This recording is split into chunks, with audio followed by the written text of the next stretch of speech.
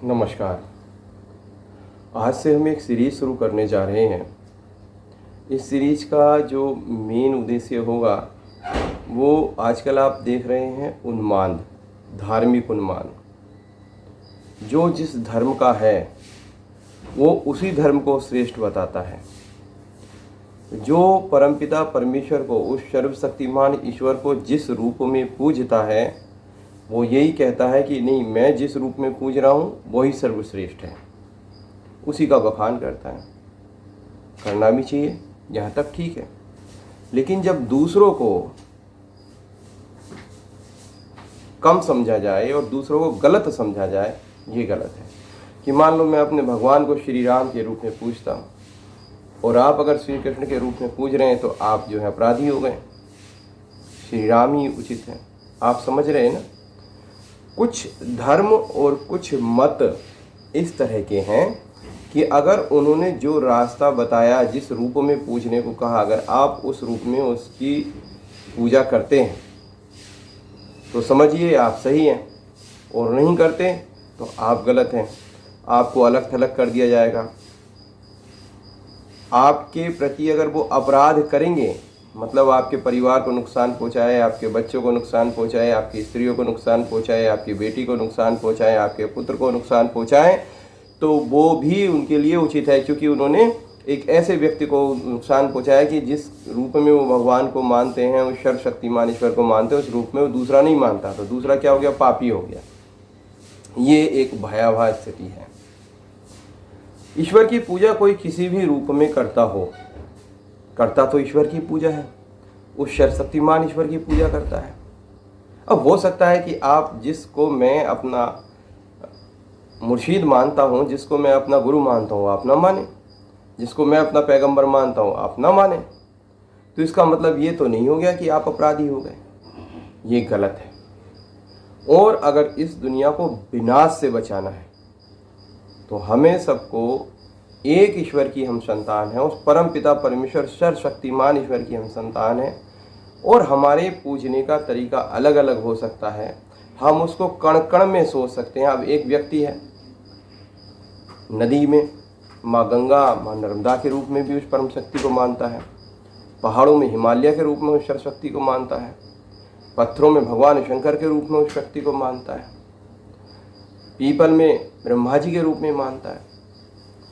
ये तो छोड़ो, अब हमारे और आपके अंदर उस परम पिता परमेश्वर की शक्ति जिसके द्वारा हम संचालित हो रहे हैं उसके रूप में मानते हैं। और हम एक दूसरे को प्रणाम जो करते हैं, ऐसे नमस्कार, नमस्ते, ये हम कोई एक दूसरे को नहीं, बल्कि उसके अंदर छुपी हुई परम पिता परमेश्वर शक्ति को, जो परम पिता परमेश्वर की शक्ति है, उसको नमस्कार करते हैं। तो ये व्यवस्था भी बहुत सुंदर हुई। लेकिन अगर मैं सोच लूँ कि नहीं, मेरा ठीक है और आपका गलत है, अब आप काफिर हो गए, अब आप पापी हो गए, अब हम मार देंगे आपको, आप अलग हो गए, ये गलत है। आप किसी भी रूप में ईश्वर को पूजे। आप एक मूर्ति बना के, ध्यान तो लगाना होगा ना। ध्यान लगाने के लिए क्या करना होता है? एक छोटी सी मूर्ति बना लेता है व्यक्ति, फोटो बना लेता है, और फिर सोचता है मेरा जो सर्वशक्तिमान ईश्वर है माँ के रूप में है, माता के रूप में है, हनुमान जी के रूप में है, ब्रह्मा जी के रूप में, भगवान शंकर के रूप में, आदि आदि इतने देवी देवता जिस रूप में है, उस रूप में, कुछ नूर के रूप में, कोई ऊर्जा के रूप में, कुछ आकाश के रूप में, कोई सूर्य के रूप में, कोई चांद के रूप में। तो सब लोग कल्पना ही तो करते हैं कि ईश्वर इस रूप में है। फिर क्या होता है? ईश्वर उन्हें उसी रूप में लाभ देने लगता है। क्योंकि उस परमपिता परमेश्वर की कोई भक्ति किसी भी तरीके से करेगा, चाहे वो रोके करे, चाहे वो खींच खींच करे, चाहे वो गुस्से में करे, चाहे वो प्यार में करे, उस परमपिता परमेश्वर की शक्ति का, कृपा का पात्र होएगा ही होगा। ये सर्वविदित बात है। अरे भैया, आप खेत में बीज ऐसे उल्टे सीधे कैसे डालिए, अनुकूल माहौल मिलने पर वो जमेंगे ही जमेंगे। हल्की बरसात होगी तो वो जमेंगे ही जमेंगे। ऐसी भक्ति आप किसी भी तरीके से कीजिए। जरूरी नहीं कि अपवित्रम पवित्र हुआ करने के बाद ही करेंगे, पूरब की तरफ मुँह करके ही करेंगे। नानक साहब जी से एक बार पूछा था कि भैया आपने इधर पैर करे हुए हैं, इधर तो भगवान जी हैं, तो उसने दूसरी तरफ पैर कर दिए। तो क्या चारों तरफ उन्होंने भगवान जी दिखा दिए। वो परमपिता परमेश्वर तो हर जगह कण कण में समाया हुआ है, श्री नानक देव जी ने बताया। तो हम ये कैसे कह सकते हैं कि भगवान इसी साइड में है, भगवान की प्राप्त करने की विधि ये है। हाँ, अपना स्वार्थ प्राप्त करने के लिए हम कुछ कर सकते हैं, कुछ आइटम कर सकते हैं, कुछ कर्मकांड कर सकते हैं, बट ईश्वर को प्राप्त करने के लिए केवल एक ही चीज़ चाहिए, केवल उसका ध्यान, उसका नाम, उसका स्मरण। अब आप वो किस रूप में भी करें, जिस रूप में करें उस रूप में आप प्राप्त करेंगे। रावण ने क्रोध में, गुस्से में दुश्मनी भाव से, कंस ने दुश्मनी के भाव से, हिरण्यकश्यप ने दुश्मनी के भाव से, हिरण्याक्ष ने दुश्मनी के भाव से प्राप्त किया, लेकिन मिले तो भगवान के हाथ से उनकी मुक्ति हुई और भगवान के चरणों में वो समाये। इसी तरह शिशुपाल जब भगवान श्री कृष्ण को लगातार गाली दे रहे थे तो मुस्कुरा रहे थे। जब 99 हो गई तो उन्होंने कहा, बेटा अब थोड़ा सा और बड़ा 100 पार होते ही हम तुम्हें, बुआ से हम वादा किए थे तुम इससे ज़्यादा बढ़ोगे तो। और चक्र चलाया और जब शिशुपाल को दंड दिया, मृत्यु दंड दिया, तो देखते हैं युधिष्ठिर जी कि शिशुपाल की जो आत्मा है प्रकाश के रूप में भगवान श्री कृष्ण में समा गई, भगवान श्री कृष्ण के चरणों में आ गई। ये क्या, भाई ये वही था जो भगवान का ध्यान किसी भी तरीके से करेगा उसे उनका लाभ होगा। तो भाई एक दूसरे को दुश्मनी कहना गलत है। तो एक मैंने इतने सारे ग्रंथ पढ़े, इतनी सारी पुस्तकें इधर उधर सुनी, पढ़ी तो नहीं, आजकल ऑडिबल आ गया है, उससे सुनी। तो जो सुनी उसमें सबसे ज़्यादा एक ही ग्रंथ ऐसा हुआ जो सभी धर्मों को की जो मेन बात है, मुख्य बात है, जो की है, जो कुंजी है, उसके बारे में व्याख्या करते हैं। वो पुस्तक है, वो अपनी ग्रंथ है, उसका नाम है श्रीमद् भागवत गीता। हम अब श्रीमद् भागवत गीता पर प्रतिदिन कुछ ना कुछ, हर वीडियो में कुछ ना कुछ चर्चा आपको करेंगे, जो आपको एक सप्ताह में एक बार मिल जाया करेगी। तो आज हम सबसे पहले धर्म एक सिद्धांत है, इस पर बात करते हैं। क्या है, सभी ईश्वर के पुत्र हैं, इसमें क्या किसी को शक है? कुछ लोग कहते हैं कि नहीं, ईश्वर के पुत्र का मतलब है सब उसी के द्वारा बनाए हुए हैं, उसी की रचना है, तो ईश्वर के पुत्र हुए। पुत्र का मतलब ये तो नहीं कि ये मम्मी पापा वाले, असली मदर फादर तो वही है हमारे। अब आप ईश्वर को एक पिता के रूप में मान सकते हैं, कुछ लोग मालिक के रूप में मानते हैं, हम माता पिता के रूप में मानते हैं कि भगवान विष्णु ऐसे बैठे हुए हैं, माँ भगवती बैठी हुई है, वो हमारे माता पिता है। कोई भगवान शंकर माँ पार्वती के रूप में उन्हें माता पिता मानता है। तो अनेक अनेक तरीके हो सकते हैं मानने के। तो धर्म एक सिद्धांत है, सभी ईश्वर की संतान है, इसमें कोई शक नहीं होना चाहिए। और देखो, ये सुख रहित क्षण भंगुर किंतु दुर्लभ मानव तन को पाकर हमें ईश्वर का भजन करना चाहिए, तभी जीवन की सार्थकता है।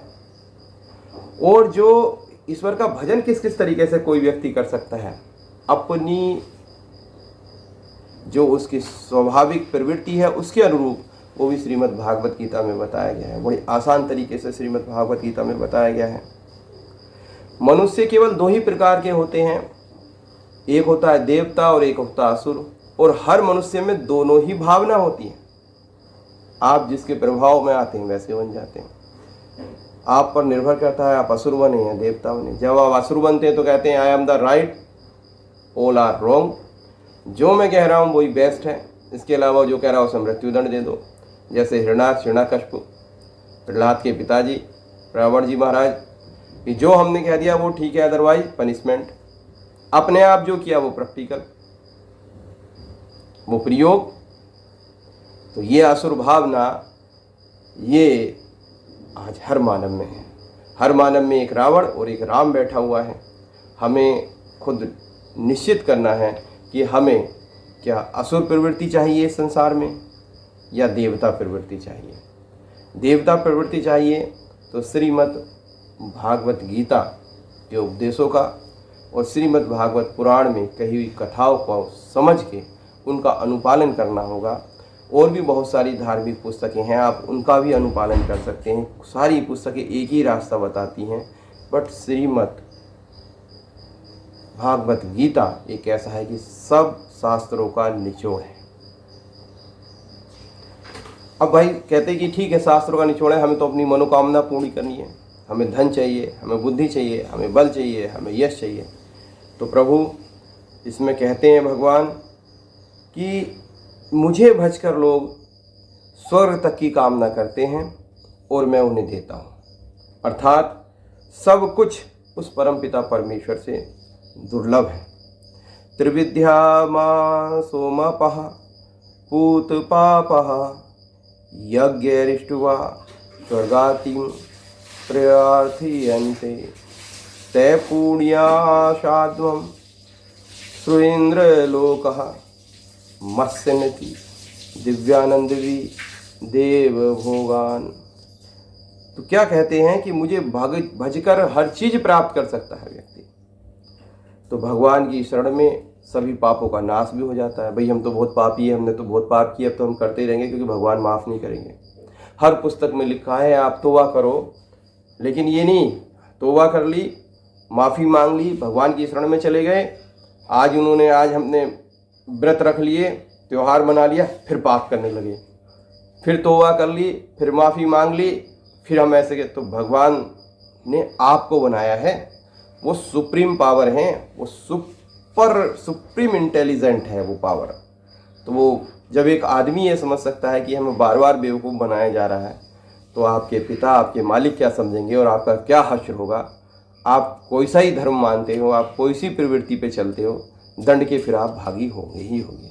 वो किसी से दुश्मनी नहीं करते, वो किसी से नफरत नहीं करते, लेकिन जब आप जैसा करते हैं वैसा आपको भरना पड़ता है और आपको दंड का भागी होना पड़ता है। क्योंकि आप बार बार क्या कर रहे हैं, तौबा, बार बार माफ़ी, उसकी पूजा करते हैं, उसकी इबादत करते हैं, उसके बाद फिर वही गलत काम करने लगते हैं जो उसने मना किए। मना कौन से किए हैं? सिंपल सी बात है, साधारण सी बात है, किसी को कष्ट ना पहुँचे। उस परमपिता परमेश्वर ने हमें यहाँ का ट्रस्टी बना के भेजा है, यहाँ का हमें ट्रस्टी बना के भेजा है कि ये मैंने एक सृष्टि बनाई है, सबसे श्रेष्ठ आपको बनाया है, इसकी केयर टेकर हो आप, मेरी है आपकी नहीं। यानी कि उस परमपिता परमेश्वर की है, हम सब उसके ट्रस्टी, हम उसकी केयर टेकर करनी है। हम अपना समझ के उसको लूट खसोटने लगे, उसका दोहन करने लगे, तो हमें दंड का पात्र तो बनना पड़ेगा। यही आजकल हो रहा है। हम प्रकृति के साथ खिलवाड़ कर रहे हैं, सब पूरी प्रकृति में हमने प्रदूषण कर दिया है, सारे में धुआं, खराब गैसें छोड़ के पूरा वायुमंडल खराब कर दिया है। धरती में कुछ लोग क्या करते हैं, जैसे फैक्ट्री का पानी है, गंदा पानी है, उसे बोर बना के सब सारा धरती में डाल रहे हैं, नदियों में डाल रहे हैं, सब जगह प्रदूषण कर रहे हैं। इसकी अति हो गई है। उसके अलावा आप देखिएगा ध्वनि प्रदूषण, कितना शोर मचा हुआ है। और सबसे बड़ा है मन का प्रदूषण। विभिन्न तरीकों से उस शुभ भावना को हटाकर मेरी और तेरी, मेरा धर्म तेरा धर्म, और इससे बुरी और क्या बात होगी, उस सर्वशक्तिमान के नाम पर लोग लड़ रहे हैं, एक दूसरे को नीचा दिखा रहे हैं। इससे बुरी बात नहीं हो सकती। आप सोचो, आपके बच्चे आपके ऊपर लड़ाई करें और आपके ऊपर एक दूसरे को नीचा दिखाएं, आपको कितना बुरा लगेगा। ऐसा इस परम पिता परमेश्वर सर्वशक्तिमान को बुरा लगता होगा। तो उस परम पिता परमेश्वर के लिए सबसे पहले ये मान के चलो कि हमें ट्रस्टी बनाया है। जैसे एक पिता की संतान हो और पिता कहे कि ये सब आपको देखभाल करनी है, तो उस पिता की संपत्ति समझ के हम देखभाल करें हर चीज़ की, वहाँ के जन की, जो भी वहाँ के प्राणी हैं, वहाँ की प्रकृति की, पेड़ पौधे हैं वहाँ की धरती की, हम ये सेवा करें। अपना भाव मतलब उतना मेरे पिता का है, मेरे परम पिता परमेश्वर का, पूर्ण श्रद्धा से करें। और जो कार्य है उस कार्य का पूरा परिणाम उस पिता, उस परम पिता परमेश्वर और शक्तिमान ईश्वर के चरणों में डाल दें प्रतिदिन। श्रीमद् भागवत गीता में कर्म योग में यही बताया गया है कि जब हम अपने सारे कार्य उस परम पिता परमेश्वर के चरणों में डाल देते हैं, उसके परिणाम डाल देते हैं, वो हमारी इबादत और पूजा हो जाती है। ध्यान करने की विधि श्रीमद् भागवत गीता में बताई गई है। तो आने वाले समय में हम आपको श्रीमद् भागवत गीता के अध्याय, प्रतिदिन एक अध्याय का सारांश जितना संभव हो सकेगा उतना हम आपको बताएंगे।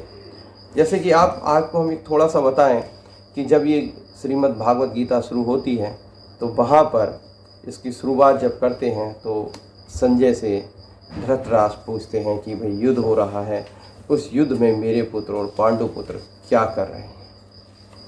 यहाँ से शुरू होती है। संजय को वेद व्यास जी महाराज की कृपा से एक दिव्य दृष्टि मिली थी, ताकि वो बैठकर वहीं बैठकर धृतराष्ट्र जी को सारे युद्ध का हाल बता दें। तो प्रथम अध्याय का जब यहाँ से प्रारंभ होगा, उसके भाव आपको अलग अलग मिलेंगे, समझ में आएंगे, तब आपको लगेगा कि हाँ, श्रीमद् भागवत गीता वाकई हर व्यक्ति के लिए परम ग्रंथ है, हर व्यक्ति के लिए सफलता की कुंजी है। आज के क्षेत्र में आपका मैनेजमेंट, आपकी सफलता कैसे हो, उसमें कोई ना कोई सूत्र दिया जाता है। गांधी जी महाराज भी कहते थे, गांधी जी ये कहते थे, जब मुझे कोई समस्या होती है मैं श्रीमद् भागवत गीता को जाकर देखता हूँ, मुझे समस्या का समाधान मिल जाता है। आप भी देखिएगा, जब आप प्रतिदिन हमारी इस वीडियो को देखेंगे। मैं बहुत बड़ी बड़ी वीडियो नहीं बनाया करूँगा, 15 मिनट की वीडियो बनाया करूँगा ताकि आपको देखने में भी आसानी हो। उन 15 मिनट में श्रीमद् भागवत गीता का निचोड़, श्लोक, उनके अर्थ और आज के भाव में किस तरह से आप श्रीमद् भागवत गीता को अपने आप में समझ सकते हैं, वो सब आपको बताऊंगा। और आप देखिएगा आपकी कहीं भी आपको कितना लाभ होगा। लाभ हमें भी होगा, क्योंकि हम आपको सुनाने में, आपको श्रीमद् भागवत गीता पहुंचाने में निमित्त हो रहे हैं। और श्री भगवान परमपिता परमेश्वर ने ये कहा है, जो मेरे कामों में निमित्त होता है उस पर मेरी कृपा होती है। कृपा तो वो सभी पर करते हैं, लेकिन हमें पात्र बनना पड़ता है। तो आप और हम आइए पात्र बने, सुपात्रता बनाएं और श्रीमद् भागवत गीता के इस आनंद रूपी अमृत को ग्रहण करें और इस कलयुग में भी सतयुग को लाएं। ये मेरी आपसे प्रार्थना है। और आपसे प्रार्थना है कि आप वीडियो पूरा ज़रूर देखा करें और श्रीमद् भागवत गीता का आप किसी भी जगह, आप अपने कार्य क्षेत्र में बिजनेस कर रहे हैं, दुकान है, घर है, कहीं भी इसका लाभ उठा सकते हैं। जो वो श्लोक हैं मैं वैसे के वैसे श्लोक पढ़ूंगा, अर्थ आपको वैसे ही बताऊंगा। जो इस समय परिप्रेक्ष्य में आप समझ सकते हैं वो भी मैं बताऊंगा। उसमें मेरा अपना कुछ नहीं हुआ, क्योंकि भगवान श्री कृष्ण परमपिता परमेश्वर की 5000 साल पहले अर्जुन को दी गई एक अपने आप में कुंजी है सफलता की हर क्षेत्र में, और ये अनंत समय से आती रही है। कहाँ, कब और कैसे आई है, ये भी आपको भेद खुलेगा। योग क्या है, पूजा करने की सही विधि क्या है, वो सर्वशक्तिमान ईश्वर क्या है, किस देवता को पूजकर किस तरह के लाभ होते हैं, हम क्या कर सकते हैं और क्या नहीं करना चाहिए, और किस तरह से किसी व्यक्ति की मुक्ति हो सकती है, सब कुछ इस पुस्तक में दिया गया।